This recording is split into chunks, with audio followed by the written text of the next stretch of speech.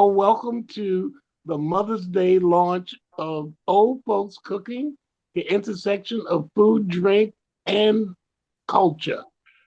Welcome, Yay. welcome. Thank you. I've known you for many, many years, and we've had lots of experiences. And but this time, I'd like you to talk about your grandmother's influence on you and cooking. Ooh, well, okay. Let's do that. Well, what was her favorite dish? My grandmother's favorite dish was stewed catfish. Oh my God, you're hitting a limb now. You're because I love stewed catfish. Okay, okay.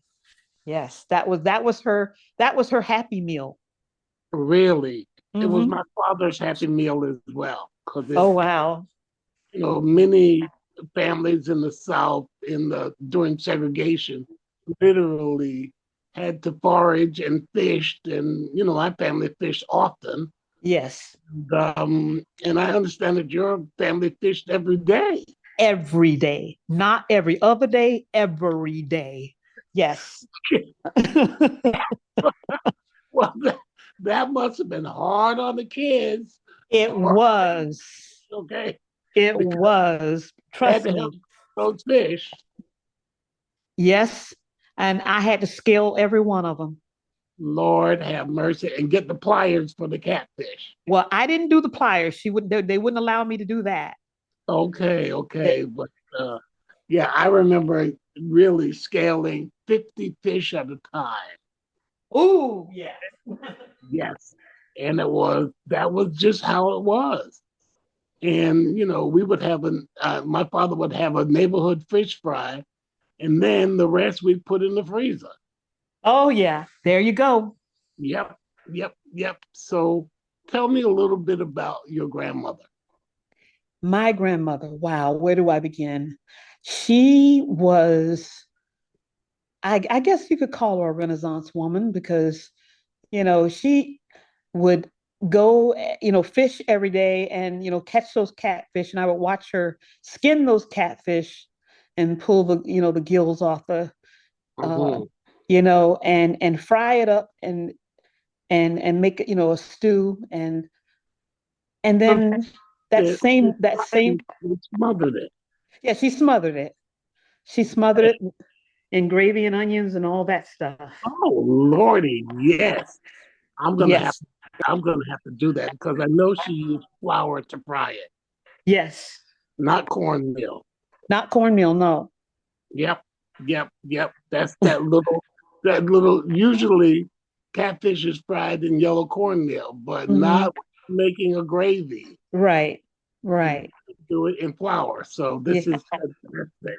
So and I understand that she was an entrepreneur because she had a store yes. as well. Yeah, well, she and my grandfather had a bar and a restaurant, and they weren't Wow. together. They were separate. My grandfather ran the bar, and my grandmother ran the restaurant. And however, when my grandfather passed away, she ended up selling off the restaurant because, as you know, that's a lot of work. Yeah, there's a lot of work. And she just started to run the bar only. And and she was also a church musician. Wow. Yes. Well, that's Wait, where you got it from. yeah, yeah, that's where I got it from. She played in for the choir every Sunday. Well, this is wonderful to hear because you had a long career as a singer-songwriter, and Yes, now you have a very new career as a filmmaker I do. and an award-winning filmmaker. Can you tell us a little bit about your film? Yeah, actually, it's called Wrong Number, Right Time, and it's basically to encapsulate it. It's the male character. He is being shown by the angel of death what his life could have been like if he hadn't taken his own life. Wow. Yeah. That's a pretty heavy topic. It is a pretty heavy topic, but the way the film was shot, it brings the audience in. The audience in the beginning thinks that it's just, it's just a story and about this guy. The audience has no clue that he's going to actually do it. Wow. Well, the wonderful thing is that your film has already won some awards, but it's Yes. also being shown at the African American Women in Cinema Film Festival in New York Yes. Yay, this yes. week, actually. Congratulations. Thank you. And if anyone, anyone that's out there listening, if they're in the New York area, it's going to be screened May 16th at the LaGuardia Community College. Um, Fantastic.